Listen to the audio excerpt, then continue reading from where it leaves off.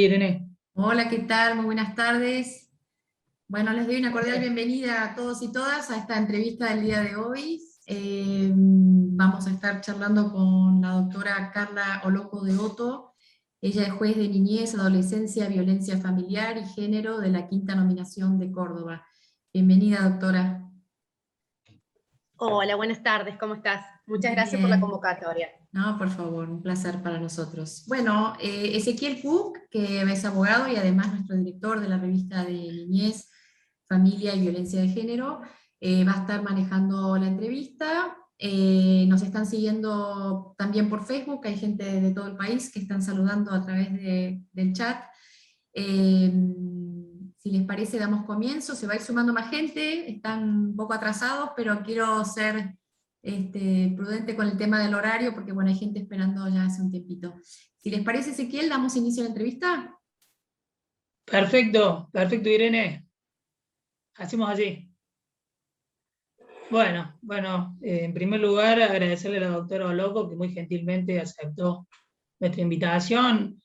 Agradecerle también, obviamente, a Irene por estar presente y por haber gestionado esta entrevista a la doctora Carla Oloco, que es jueza de niñez, adolescencia, violencia familiar y de género de la ciudad de Córdoba. Si le parece, doctora, comenzamos con la primera pregunta. Sí, ningún problema. Muchas gracias de vuelta, gracias a ustedes por el espacio. Siempre es lindo sumarse a estas invitaciones porque es lindo estos espacios para ponerse a pensar, a conversar y a intercambiar opiniones sobre un tema tan lindo como es el tema de la adopción. Así que sí, cuando quieran, ningún problema. Tal cual, tal cual. Bueno, como bien vos dijiste, vamos a hablar hoy en día de la adopción desde las prácticas, principalmente. Y la primera pregunta que tenemos para hacerte es si nos puedes explicar en términos generales cómo se desarrolla el procedimiento de la adopción en los juzgados de niñez de la ciudad de Córdoba. Bueno, nosotros en realidad en el juzgado de niñez, siempre el juicio, lo que llamamos propiamente el juicio de adopción es la parte final de un proceso que empieza desde hace varios tiempos atrás. La competencia que nosotros tenemos como jueces de niñez es justamente el contralor de las decisiones, del contralor de las medidas excepcionales que toma el órgano administrativo, que en este caso de Córdoba es la SENA. Cuando hay una situación de una vulneración de derechos de algún niño o alguna situación que da inicio a que alguna mamá puede poner a disposición un niño, es que se toma una medida excepcional que se comunica a un juez, a nosotros precisamente, para que efectuemos ese contralor judicial. En ese proceso se toman audiencias, se evalúa toda la situación y es un proceso que lleva tiempo, algunos procesos más, otros menos, no son términos fijos, donde justamente lo que es más largo es esto de llegar a una declaración de adoptabilidad que posibilite una futura adopción.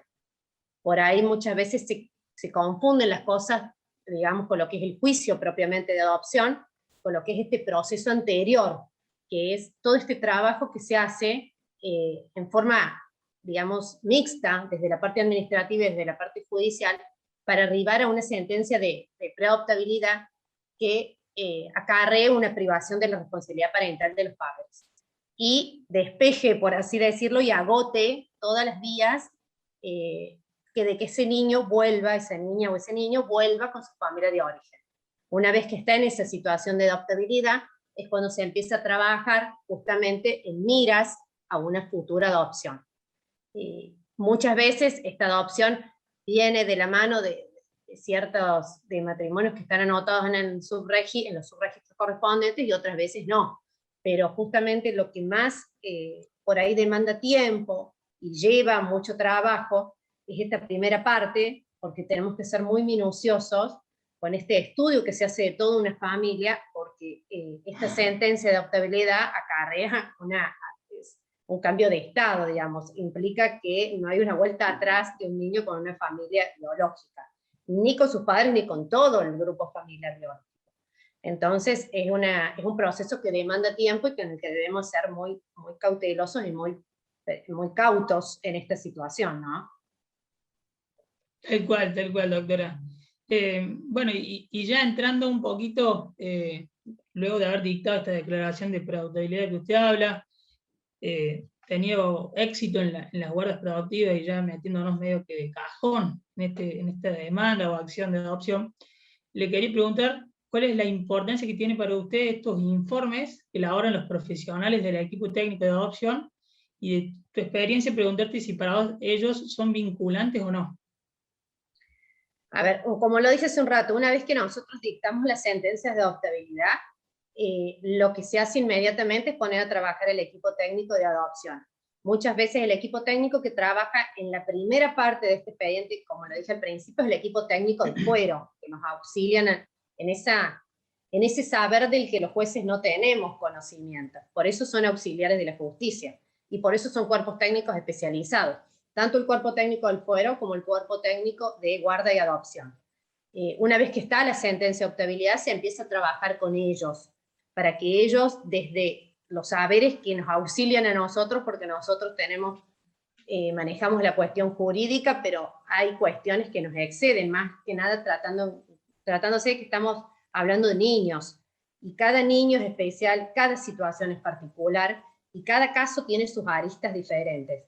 Entonces es importante que trabajen los cuerpos técnicos aconsejando cuál es la mejor situación para ese niño en particular, en miras a este primer paso que se da después de una sentencia de preadoptabilidad, que es la inserción del niño en una guarda preadoptiva. Puede ser una guarda preadoptiva con alguna familia que ya conozca de antes, puede ser con una guarda preadoptiva que empecemos a trabajar con las personas que están anotadas en los subregistros. Yo valoro muchísimo la intervención, sobre todo en fueros tanto como el fuero de violencia de niñez como familia, la intervención que tienen los cuerpos técnicos, porque estamos hablando siempre de personas, de conductas humanas.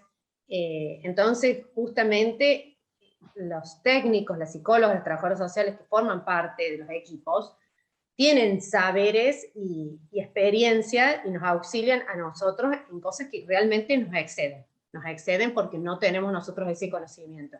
Muchas veces podemos tener, si se quiere, a lo mejor cierta intuición de ciertas cosas, que uno lo ve, pero no quiere decir que uno conozca más profundamente desde la psicología o desde la interdisciplina, ¿no? Nosotros los informes, si uno tiene que irse a lo textual y a lo legal, el informe no es vinculante para nosotros, pero sí tiene un peso muy considerable a la hora de resolver. Obviamente siempre va atado a muchas otras pruebas que pueda tener un expediente, no solamente el informe técnico, sino que es como un conjunto de partecitas que vamos llegando hacia una resolución. No es una única cosa, pero sí tiene un valor de mucho peso por esto que digo, porque realmente aportan un conocimiento que a nosotros nos excede. Sin lugar a dudas, doctora, sin lugar a dudas, y la interdisciplina en estas casuísticas que juega un papel preponderante, ¿no? Sí, totalmente, bueno, totalmente. Yo por eso lo digo, tanto en los fueros, bueno, yo he transitado en esos dos fueros, por eso lo hablo desde la experiencia, como fue en su momento cuando estuve en familia, la gente de CATEMO o la gente de ETIP. Ellos aportan otra mirada que muchas veces la gente desde la órbita judicial tenemos desde esto, desde la intuición o desde la experiencia que uno tiene, pero no es un conocimiento acabado, y por eso necesitamos recurrir a ello, y por eso necesitamos trabajar mancomunadamente y en equipo con ellos también. Sin lugar a dudas, sin lugar a dudas. Doctora, pasamos a otra de las preguntas que teníamos elaboradas para usted. Le recuerdo a la gente que también puede ir haciendo preguntas por el chat. En este caso, vinculado a lo que son las familias de acogimiento. Sabemos que es un tema espinoso en esta cuestión. Entonces yo le quería preguntar, desde la casuística, como también desde la experiencia que usted tiene, ¿cuáles son los aspectos que se deben tener en cuenta en aquellos casos donde la adopción es pedida por justamente estas familias de acogimiento que llevan todo un tránsito con estos niños, teniendo en cuenta las excepciones que nos establecen las leyes de creación del RUE, ¿no? Que sí, es un tema complicado. Es un tema, sí, tal cual como vos lo decías, Ezequiel, es sumamente difícil, sumamente espinoso, digamos, el tema de la adopción por parte de la familia de acogimiento. Si yo tengo que irme a la regla general, yo hoy tengo que decir que no está contemplada la adopción por parte de las familias de acogimiento.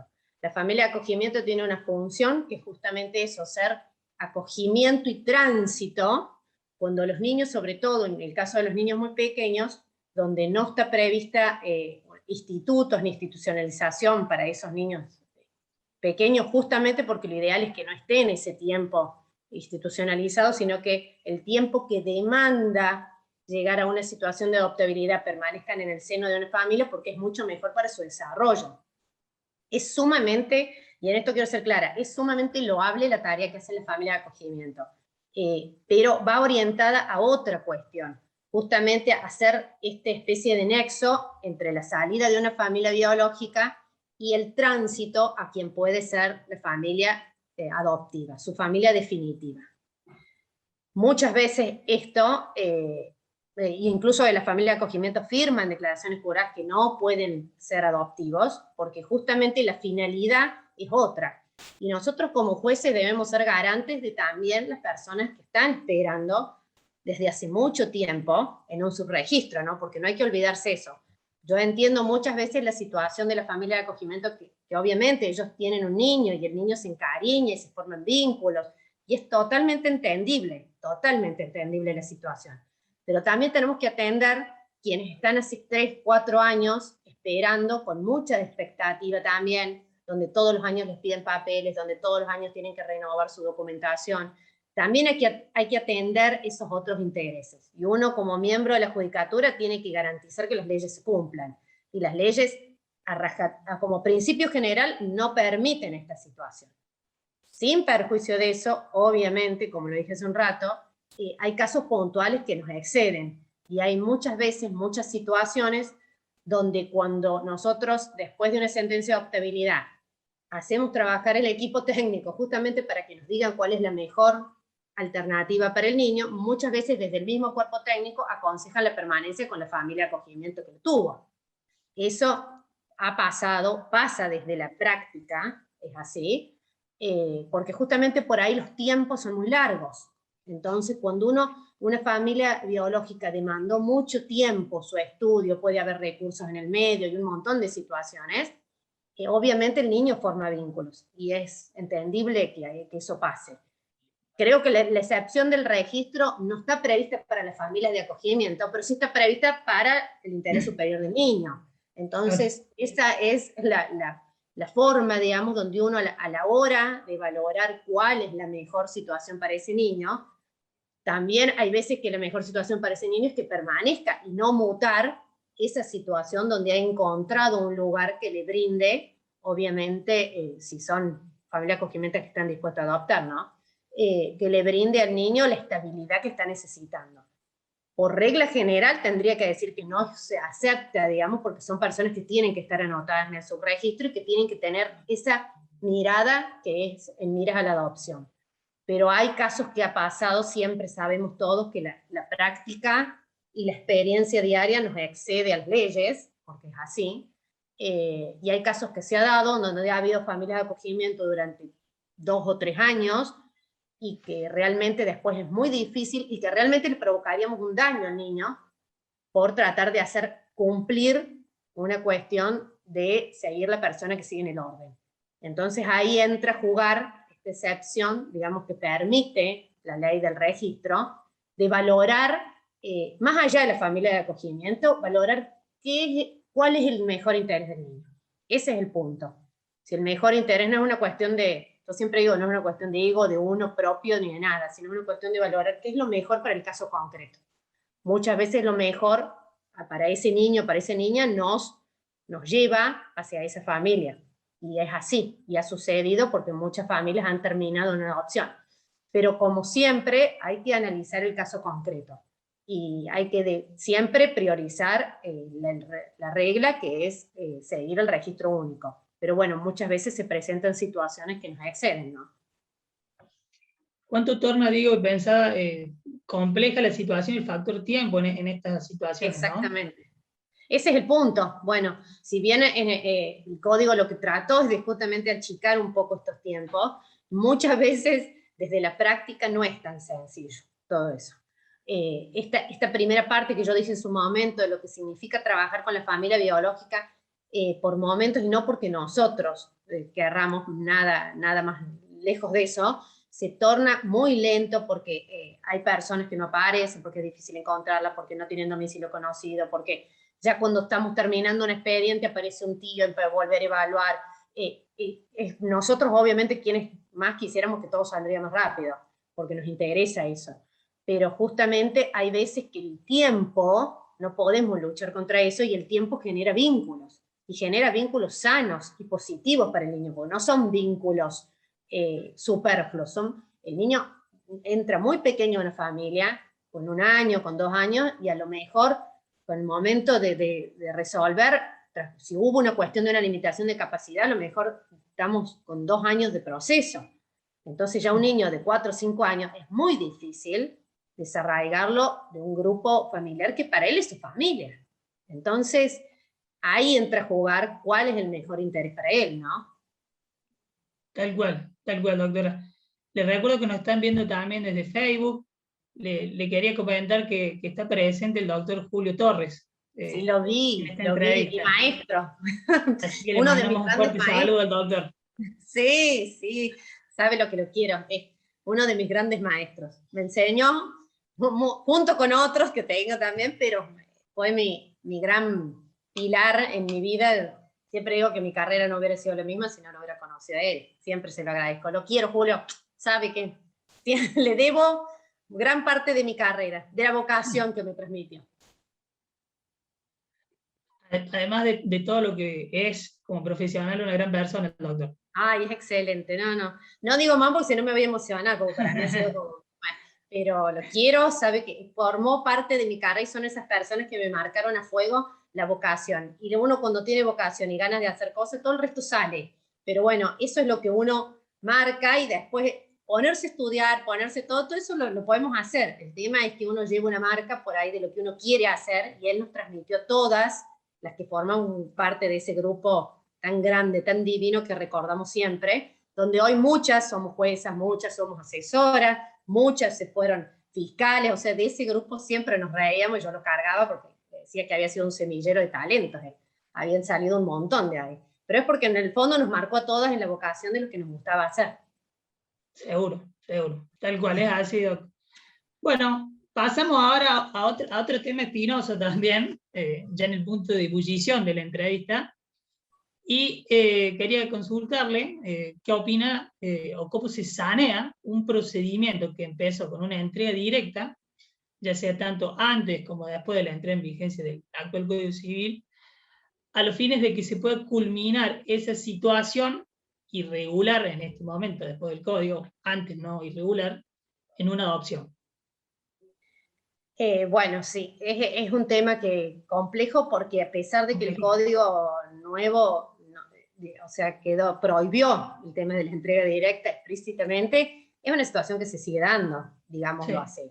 Sin ir más lejos, y esto lo cuento, hoy a la mañana tuve un caso de justamente una entrega que pasó así, que nos ponen en consideración la situación de una niña que va quedando con personas que no pueden hacerse cargo, con una mamá que no puede ejercer su responsabilidad, y que muchas veces por las mismas limitaciones que tienen los mismos padres, no tienen tan instaurado esto de hacer un proceso judicial, porque son personas que están en unas situaciones de vulnerabilidad, o porque muchas veces su intención inicial no es formular una puesta a disposición, sino que realmente después hay situaciones que los van superando. Hay realidades hoy que están superando. El desconocimiento propio también. Exactamente, ni siquiera lo hacen con una cuestión de animosidad, sino que realmente la situación de vulnerabilidad no les permite, digamos, causar esta situación. Y bueno, son cosas que se van dando de hecho.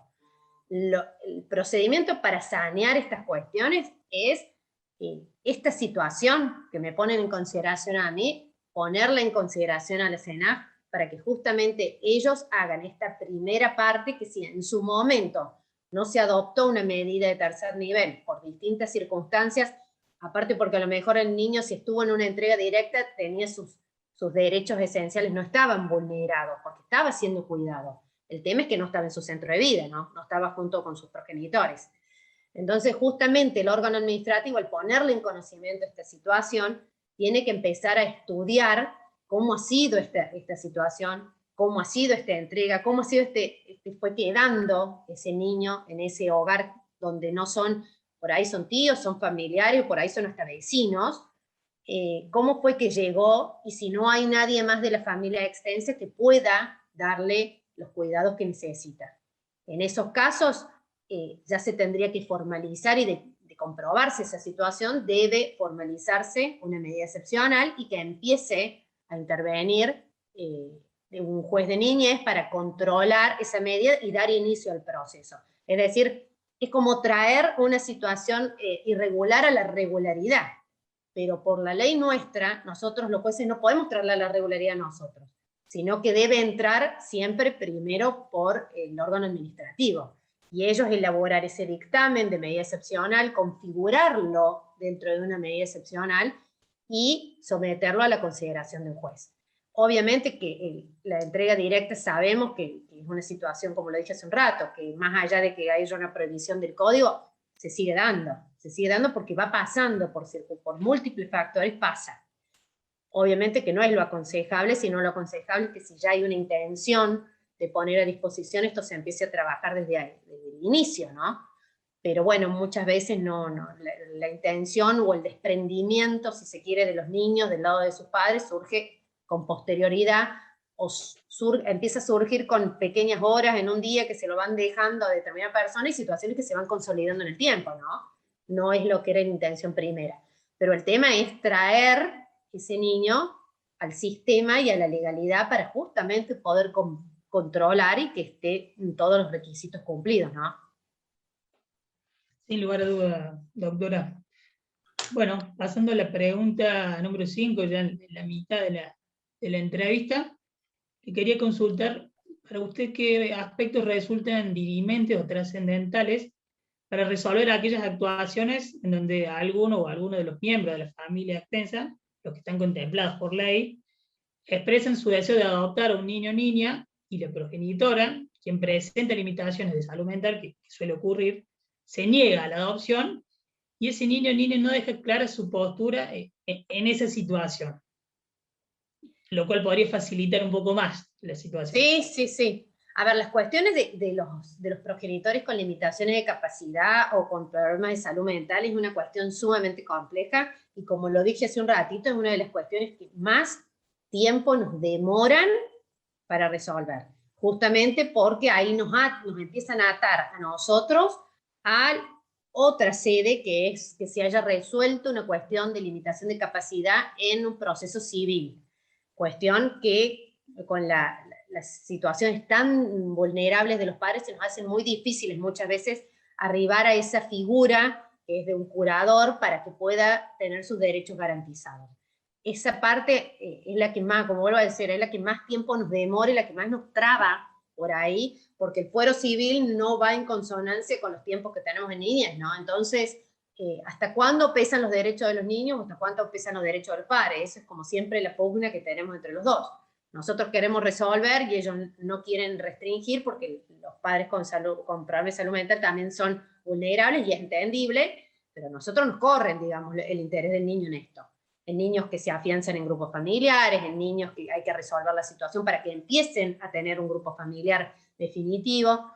Entonces, en estos casos puntuales, cuando hay alguien de la familia, siempre hay que valorar con el cuerpo técnico cuál es la mejor alternativa para el niño, si ese familiar es...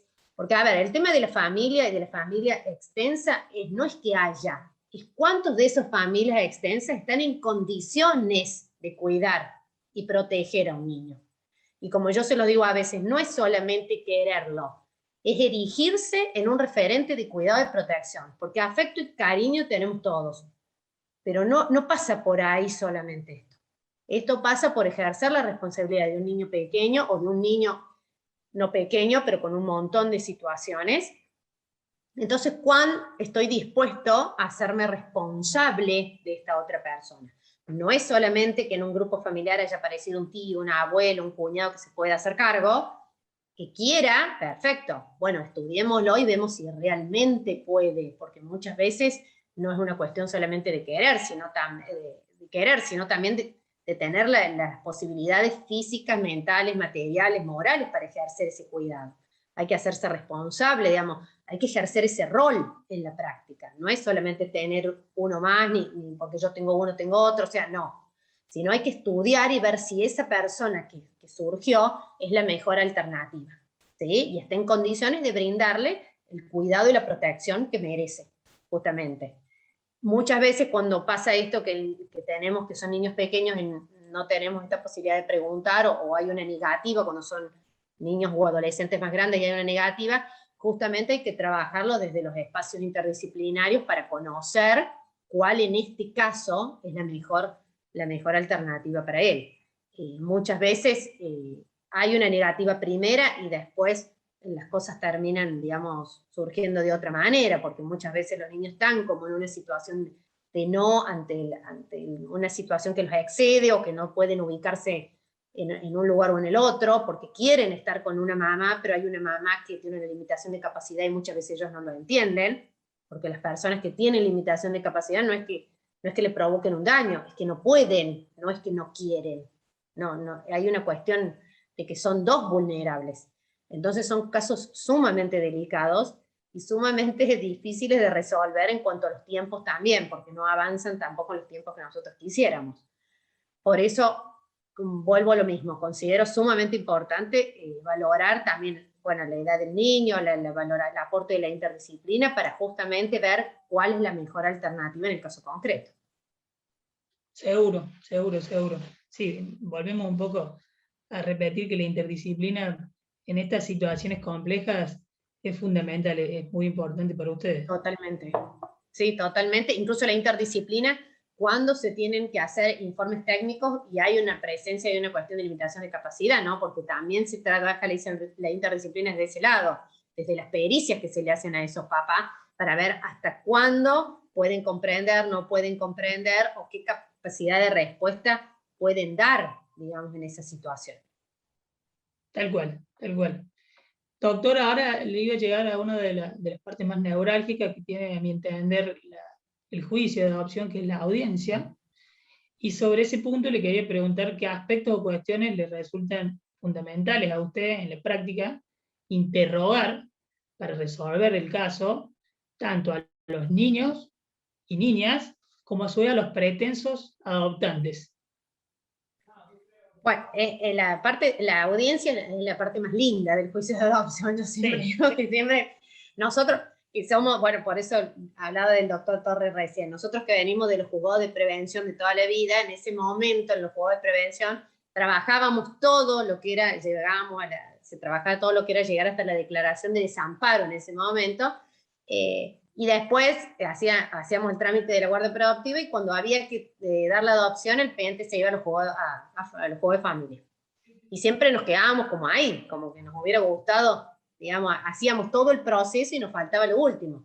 Cuando se produce la modificación del código, digamos, el juicio de adopción viene a los juzgados de niñez, en su hora, entonces nosotros, la verdad que son partes que les disfrutamos un montón, esas audiencias de adopción, porque es como es el último contacto que tenemos con ellos, porque el juicio, como lo dije hace un rato, es la presentación de la demanda, presentación de la documental, las testimoniales, pero es ese último contacto directo que tenemos con el niño, con los pretensos adoptantes que los vimos, digamos, en su momento en la guarda, y vamos viendo ya los niños más grandes, y los vemos ya totalmente adaptados, insertados en su familia, recibiendo ese trato de hijo que ellos tienen en la práctica, pero que uno, bueno, les pierde el hilo, digamos, del proceso, porque ellos van viviendo a la margen que uno lleva toda la formalidad del expediente.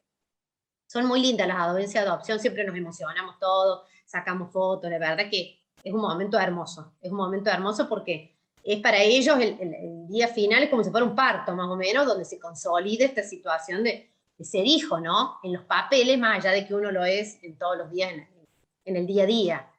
Yo siempre le pregunto, cuando tengo las entrevistas con los niños, muchas veces lo que pregunto es que me cuenten un día en la vida de ellos, o cómo es el desarrollo de lo cotidiano, digamos, y ahí uno se va dando cuenta realmente de lo adaptado, de lo insertado, de lo que ellos se sienten parte de una familia, y a los adoptantes siempre, si se imaginan lo que tienen hoy con lo que hablamos en algún momento, porque muchas veces nosotros entrevistamos a los adoptantes sin saber, ellos tenemos varias entrevistas antes de elegir el matrimonio, y ellos no saben muchas veces quiénes han quedado seleccionados, después se enteran al tiempo, con la guarda, después nos vamos viendo.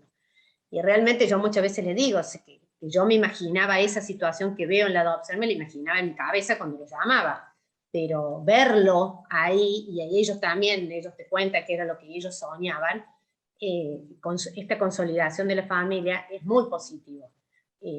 Por eso digo, es tan importante para ellos, para nosotros, entonces siempre son como audiencias muy, muy emocionantes, muy cargadas de mucha subjetividad, de mucha emoción, porque es llegar a ese momento donde no nos vemos más, donde termina, digamos, todo, y nosotros que lo ansiábamos toda la vida, poder ver esa parte que antes no la veíamos, hoy estamos felices de la vida, de poder ser partícipe de todo eso.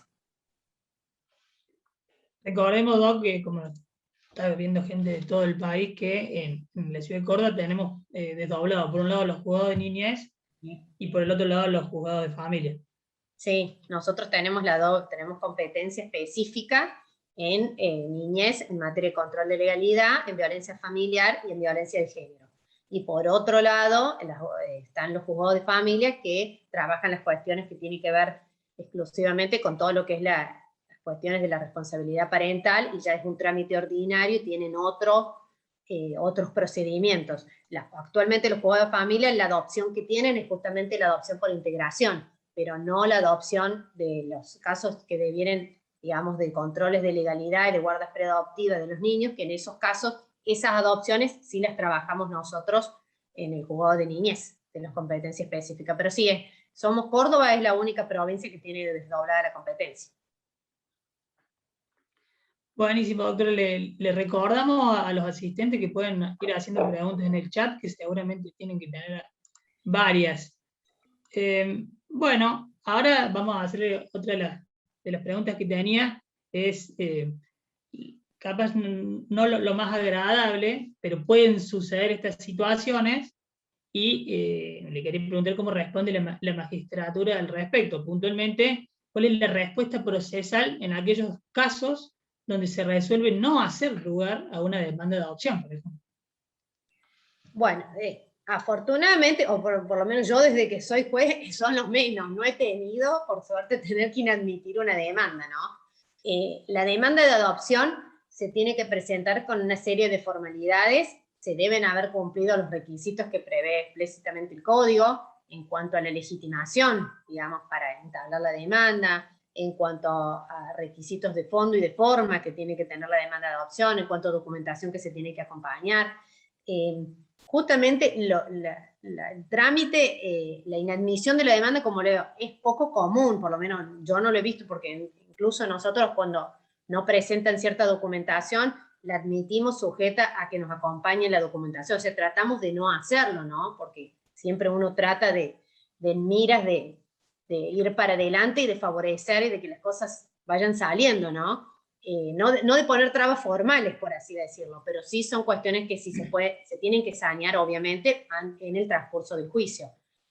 Son los menos casos los donde hay una demanda que no esté presentada con los requisitos que plantea el código, porque como va acompañada siempre del patrocinio letrado, incluso de abogados de la matrícula, de asesores letrados, en el caso de Córdoba, que es rotativo, asesoran, digamos, con relación a los requisitos que sine qua non no pueden faltar en ese juicio. La demanda, recordemos que es lo que es el puntapié inicial al juicio de adopción. Entonces tiene que estar completo y tiene que tener todas estas cuestiones referidas sobre todo a la legitimación que deben tener los pretensos adoptantes, y también cuestiones referidas al niño, ¿no? A ciertas cuestiones de diferencia de edad, ciertas cuestiones de requisitos de residencia mínima, la inscripción en el registro. Siempre se trata de que si hay una cuestión faltante se sanee. Obviamente las que se puedan sanear, hay cuestiones que no se pueden sanear, ¿no? Porque si no está el requisito mínimo de los 5 años de residencia en el país, tendrá que presentar la demanda cuando los tenga. Pero lo que se pueda, digamos, sanear, como puede ser a lo mejor que faltara alguna documentación que se puede agregar, eso se lo emplaza para poder integrarla en términos. Asimismo, también cuando nosotros admitimos la demanda, damos intervención a la señora fiscal de familia, que también controla toda esta situación, ¿no? Porque justamente como el juicio de adopción va encaminado hacia una acción de Estado, tiene que estar presente el Ministerio Público en su totalidad, tanto el Ministerio Público de la representación como complementaria como la fiscal, donde si se nos llega a pasar algo a nosotros, nos avisa de que está faltando alguna cuestión, ¿no? De que hay un requisito que nos llama a inadmitir la demanda. Pero por suerte, como lo digo, son los menos casos y a mí por lo menos todavía no me pasa. Así que sí, de inadmitirse, la respuesta es que debe sanearse, pero eso va a depender cuál es el requisito que está faltando, ¿no? No es la misma respuesta para cada una de las formalidades que falten. Perfecto, perfecto, doctora. Ya casi medio que llegando al final de la entrevista, que aprovecho para agradecerle porque es muy completa cada una de sus respuestas, quería preguntarle qué opinan, de cuáles son los avances desde la entrada en vigencia del nuevo código, las fallas existentes o los aspectos pendientes a mejorar de todo el sistema que rige el Instituto de la Adopción a su entender. Y yo creo que avances muchos con el código nuevo en cuanto a la adopción. Obviamente siempre queremos más, ¿no? Pero ha habido muchos avances en cuanto a ver, la posibilidad, uno de lo que yo menciono como muy importante, que a mí me acuerdo me marcó, fue esta posibilidad de iniciar el juicio de oficio, en muchos casos.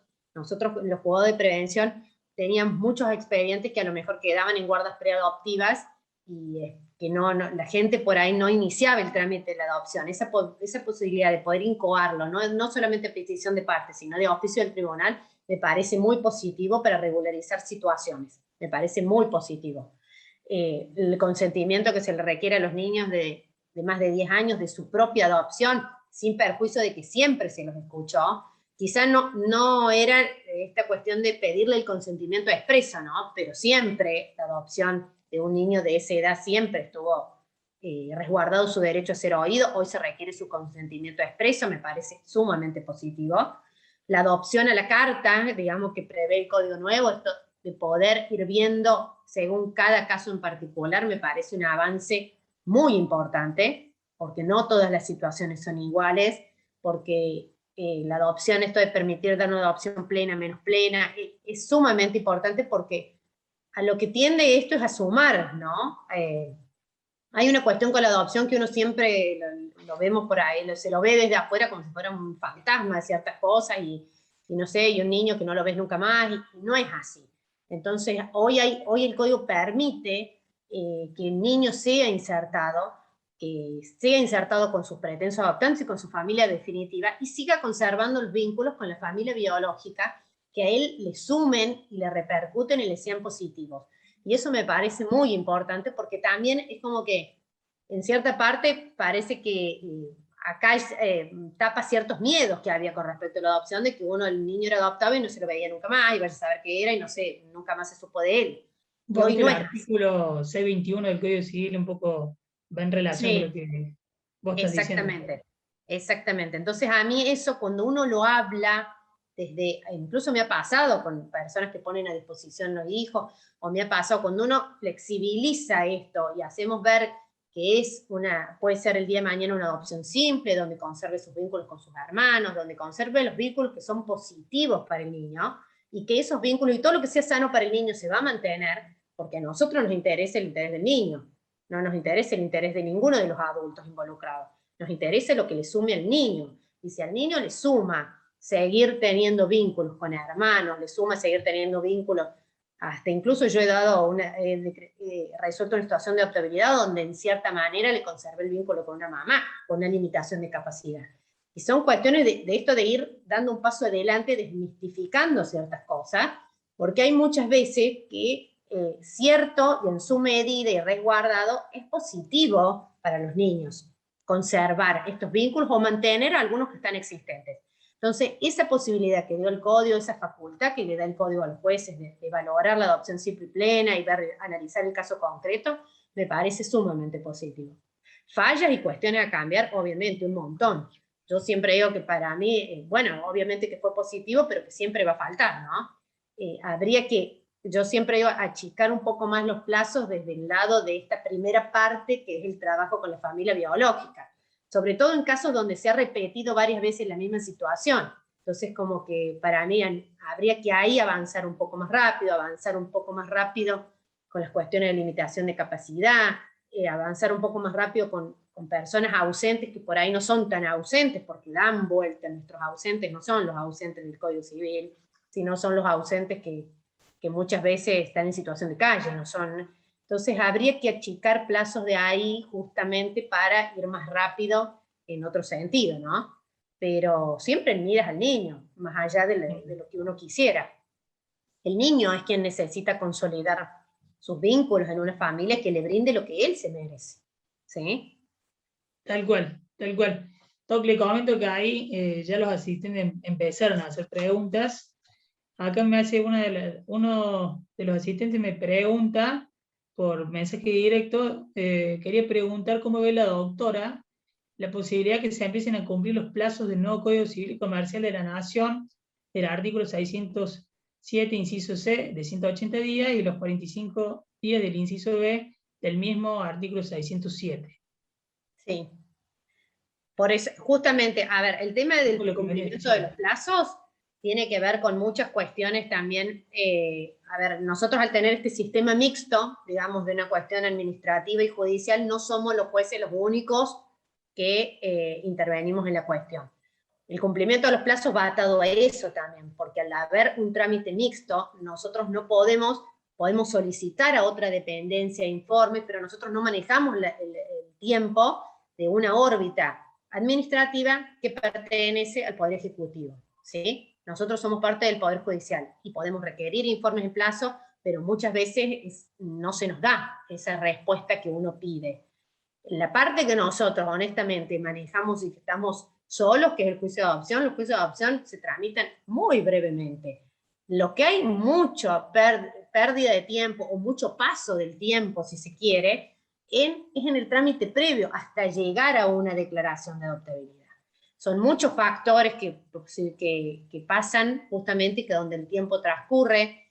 El trámite en lo que tiene que ver en materia de niñez en Córdoba no tiene la digital, no es el expediente 100% digital casi, o tiene la velocidad que tiene un expediente de violencia familiar. Como yo lo dije hace un rato, yo soy jueza de violencia familiar y no hay la misma, el expediente de violencia familiar es 100% electrónico, tiene oficio, tiene un montón, y con niñas venimos ahí queriendo también tener un montón de cosas, pero no sigue el mismo ritmo que tiene violencia. Entonces uno ve que los tiempos no son los mismos, porque recién hace poco se está trabajando con un expediente digital, antes trabajábamos con papel, hasta que llegaba el papel, hasta que se decretaba la audiencia, los padres se nos desaparecían. Son muchas cuestiones que posibilitan que avancen los expedientes tan rápido como nosotros quisiéramos. Yo que más quisiera tener todo el trámite y poder en 6 meses decretar una adoptabilidad, ojalá que fuera así. Pero muchas veces la ley y el Código Civil en esto, por eso es si se quiere la crítica, ¿no? Pone plazos breves, pero nos obliga por otro lado a estudiar todos los miembros de la familia biológica que pudieran surgir. Y por ahí no es uno o dos, son muchos. Y por ahí no todos aparecen al mismo tiempo. Entonces, ese es el punto. Porque por un lado el código ajusta con los plazos y me parece sumamente positivo, pero por otro lado me obliga a no emitir una sentencia hasta tanto no se haya estudiado a todos quienes hayan expresado su voluntad de hacerse cargo. Entonces, y encima amplía no solamente la familia extensa, sino familias comunitarias que pudieran surgir de la comunidad, que tuvieran vínculos subjetivos, a una noción de familia ampliada, por así decirlo. Entonces ahí también eso demanda un tiempo. No es tan sencillo. Y bueno, ni hablar de los cuerpos técnicos que también tienen sus recursos que no son los que nosotros quisiéramos, ¿no? Obviamente, tener un psicólogo permanente haciendo los informes. Seguro, seguro, doctora. Acá, ¿sabés qué? Perdón, estaba pensando y quería saber qué pasó con la pandemia, con toda esta situación de tiempos, ¿no? Bueno, fue todo un tema, ¿no? Bueno, ahí entramos más rápido a la virtualidad, ¿no? Pues nosotros en violencia familiar casi que ya era un expediente digital, mucho, y bueno, la pandemia nos hizo entrar a la virtualidad rapidísimamente y apresuró en niñez la entrada a la virtualidad, ¿no? Porque no quedó otra, sinceramente. Pero bueno, todo se acondicionó. Fueron meses muy duros de reacomodar sistemas, de reacomodar un montón de actuaciones, pero hoy por hoy nosotros en Córdoba tenemos todo digitalizado, no hay papeles, ya el expediente papel prácticamente ha desaparecido. Y bueno, fue ponernos a tono más rápido, sin embargo veníamos trabajando en ciertas cosas, pero se pudo sortear. Hoy en día se sortea el sistema ya está funcionando hace mucho tiempo ya digitalmente, está todo digitalizado, lo que no se digitaliza, nosotros tenemos los escáneres y los escaneamos, se toman las audiencias virtuales, se toman audiencias de adopción virtual, audiencias de controlía virtual, audiencias de vigilancia virtual, todo se pudo sortear, pero en este sentido, bueno, obviamente no demandó otros esfuerzos, ¿no? Pero se canalizó y los trámites siguen, hasta el día de hoy no estamos con una presencialidad completa y sin embargo se sigue trabajando igual, o sea que nunca se paró, nunca. Y nos obligó a repensar cosas que tuvieron que entrar en funcionamiento más rápido. Y al órgano administrativo también, ¿no? Ya no nos podían mandar los informes en papel y tuvieron que ponerse a mandar mail, ¿no? Porque no quedó otra. Nos superó a todos, digamos. Seguro. Y muchos de estos cambios que llegaron y que fueron abruptos, para mí llegaron para quedarse, muchos de ellos. Sí. Y yo estoy de acuerdo que se queden, muchos. Yo siempre digo, de un cambio hay que sacar siempre lo positivo y hay cosas que son positivas, que fueron positivas, a lo mejor tomar audiencias con ciertos niños que nosotros teníamos en institutos, en instituciones en Río Cuarto, en el interior, hacerlos venir a Córdoba, y hoy poder tomarlas así, por un Zoom, por un Meet, por WhatsApp, nosotros es mucho WhatsApp, ¿no? Mucho videollamada de WhatsApp, para mí me parece sumamente positivo. Hay muchas situaciones para ellos y para nosotros, ¿no? Sumamente positivos, cuestiones que se instalaron en la pandemia, a raíz de la pandemia, digamos, y que para mí, ojalá que se sigan manteniendo como un sistema mixto que podamos ir manejando y viéndolo en cada caso concreto, porque muchas veces las audiencias también tienen que ver con esto de que cuando uno está en una audiencia de Meet, uno prácticamente se mete a la casa de esas personas. Entonces es muy lindo por ahí conocer y te muestran cosas, y te muestran dónde duermen, y te muestran la bicicleta, y te muestran un montón de cosas, y muestran cosas que pasan, ¿no? Que por ahí tocan el timbre, bueno, es entrar en la realidad de cada grupo familiar, suma un montón, porque ahí uno también ve un poco lo que me preguntaba Ezequiel con el tema de qué preguntas en la audiencia. Yo pregunto mucho un día a día, cómo es, porque esa es la vida transcurre ahí, digamos, más allá de que en tribunales. Entonces eso es poder ver cómo viven, dónde duermen, me muestran el perro, entonces eso a mí me parece que es así, que es positivo sobre todo en este tipo de juicios, ¿no? En otra cosa, bueno, veremos si es más necesaria otra formalidad, pero a mí me parece sumamente positivo cosas que tuvimos que hacer, que quedaron y que me parece que se tienen que mantener. Seguro, coincido plenamente, doctora. Le hago una pregunta, una de las últimas ya, que me pregunta la doctora Romina Campos. Me dice, pregúntale a la doctora qué opina sobre el PAE, el Programa de Acompañamiento para el Egreso de Jóvenes sin Cuidados Parentales, Ley Nacional 27.364. Sí, nosotros lo estamos empezando a trabajar justamente en estos casos donde la CENAP nos está pidiendo ceses de medida excepcional con resguardo institucional, ¿no? De empezar a trabajar desde ese lado para niños, obviamente que es para niños de una cierta edad, más adolescentes, por así decirlo, donde es como muy triste la situación, donde no hay pocas posibilidades de una adopción, justamente por la edad que tienen muchas veces, porque no hay en los subregistros, incluso parece loco, pero no hay en un subregistro para niños de 12 años, no hay ya pretensos adoptantes. Entonces es como que no hay una posibilidad de un regreso a su familia biológica porque no pueden, porque no quieren, porque no hay alternativas familiares, y también tampoco podemos ofrecerle una familia adoptiva porque no hay en el subregistro familias que estén en condiciones de ejercer estos cuidados. Y pensar, decir, es muy, muy triste. Entonces, ¿qué le ofrecemos? Una institucionalización hasta la mayoría de edad. Es sumamente, son los casos más tristes, por así decirlo, porque no institucionalizado hasta los 18, 6, 7 años, es muy triste. Entonces, justamente hemos empezado a trabajar, incluso CENAP se ha puesto con nosotros en miras a esta ley, a trabajar programas que tengan que ver justamente o articular actuaciones en estos casos donde se los empiece a estos niños, no de edades tan tempranas, pero sí ya 15, 16, de comenzar a desplegar acciones para, en miras a una mayoría de edad. ¿Sí? De que podamos empezar a incorporar ciertas herramientas o ciertas cuestiones que los niños, los adolescentes vayan adquiriendo con miras a lo que va a ser un desarrollo adulto, ¿no? Porque si no, también nos llega una edad de una mayoría de edad y ya no son niños, ni son adultos que estén preparados para enfrentarse a eso, y es una situación muy, muy triste, digamos, y salen muy poco preparados, entonces ya después cada vez es peor. Entonces, justamente, y lo estamos trabajando con una de las asesoras en un caso concreto, es para este tipo de situaciones, ¿no? Tal cual, tal cual. Doctora, bueno, acá me pregunta el doctor Julio Eduardo Torres, ¿qué criterio tienen los juzgados de niñez frente al pedido de una madre que un niño sea entregado a determinado matrimonio de su confianza? De una entrega directa. Doctor Torres, si quiere ampliar un poquito.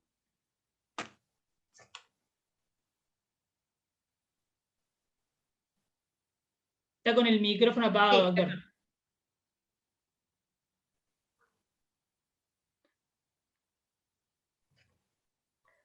Yo más o menos si le puedo responder, en el caso de nosotros, si la mamá viene desde, digamos, desde la CENAF, viene el conocimiento, la puesta a disposición, y la mamá se indica a una persona como la persona que ella ha elegido, nosotros lo que hacemos es, en todo caso, que CENAF le estudie, digamos, a esa persona que ella ha elegido, y empezamos a ver, digamos, si el vínculo o no que tiene con esta, porque muchas veces ha pasado, hay cuestiones medias ocultas, digamos, en estas entregas directas, o cuestiones que tienen que ver con dinero, cuestiones con vínculos que no son vínculos, con que la conocía porque era vecina y no se vieron nunca. Entonces, nosotros eso lo hacemos trabajar. Si hay una alternativa que surge de la mamá, bueno, que lo plantea la CENAF y que la CENAF trabaje esa alternativa que dice la mamá que quiere.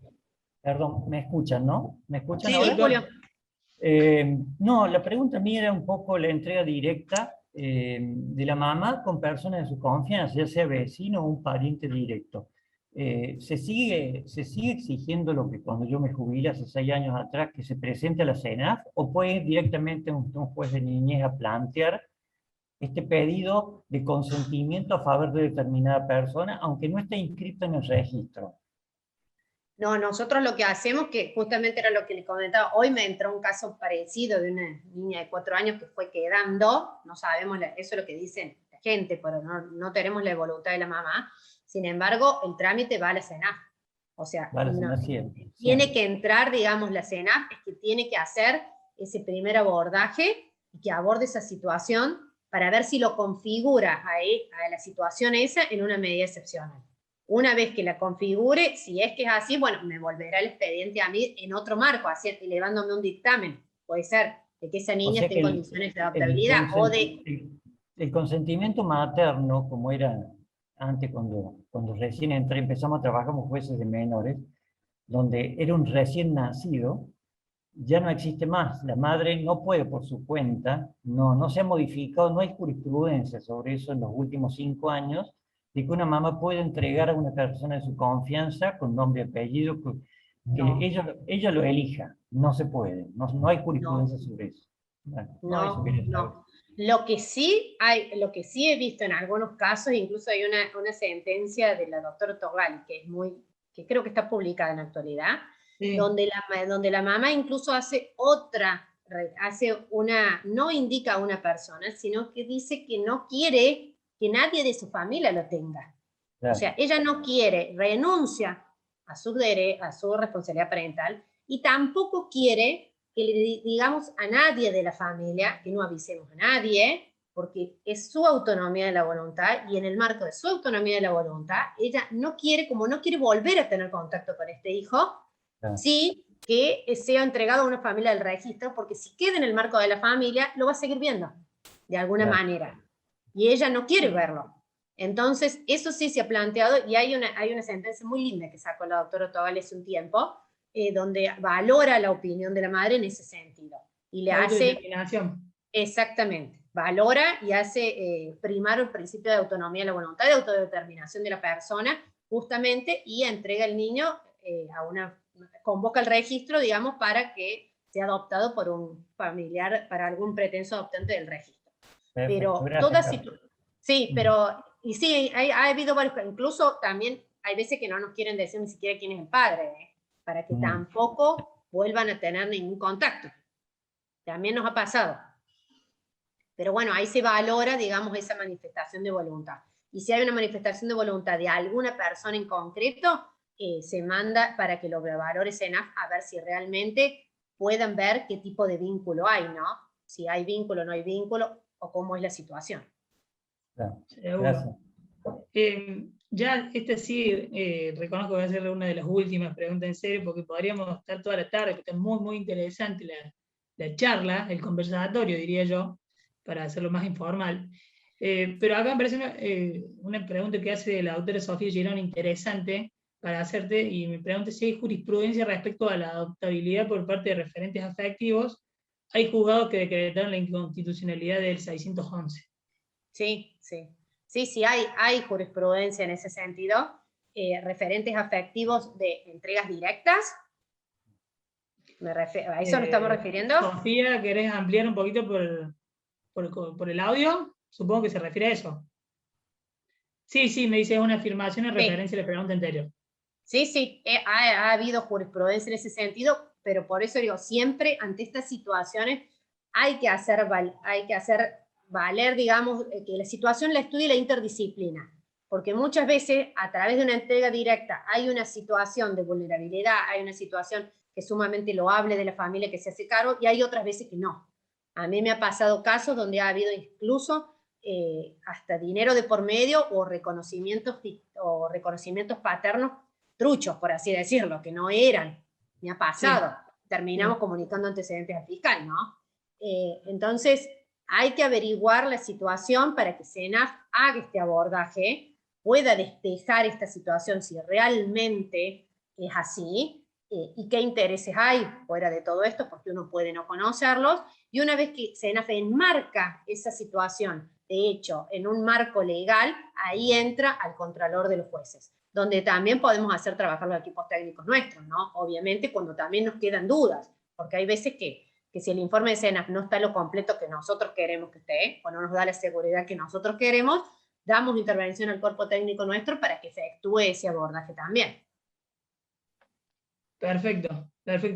Bueno, ahora sí, la última pregunta que es de mi parte, de las que tenía anotadas, agradeciéndote una vez más por tu amabilidad y por cada una de las respuestas han sido muy completas y muy claras de tu parte, que nos digas algunas reflexiones finales sobre este Instituto de la Adopción, un poquito de lo que fuimos hablando, y algo que le quieras decir a los asistentes.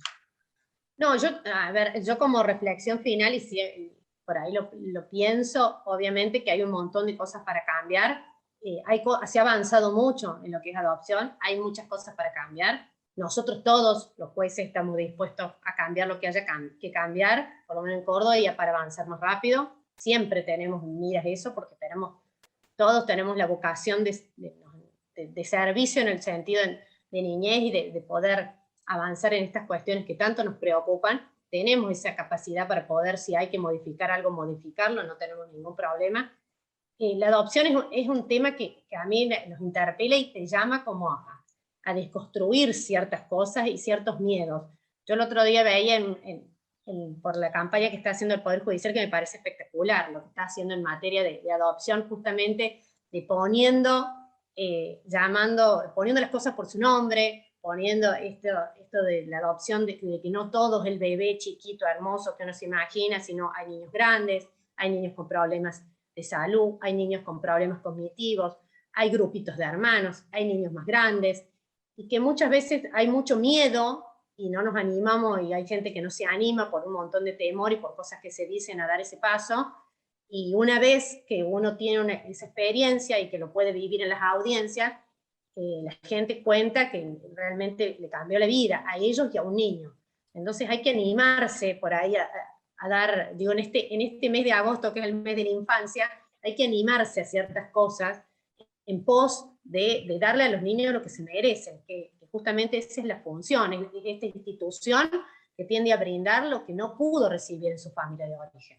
Entonces, hay que sacarse muchos miedos, muchos prejuicios y muchas cuestiones que se dicen para poder avanzar en pos de lo que en definitiva es dar amor a una persona y recibir más amor, yo creo, que el de que uno da, porque realmente es así, porque al final el agradecido termina siendo los adultos más que los niños, ¿no?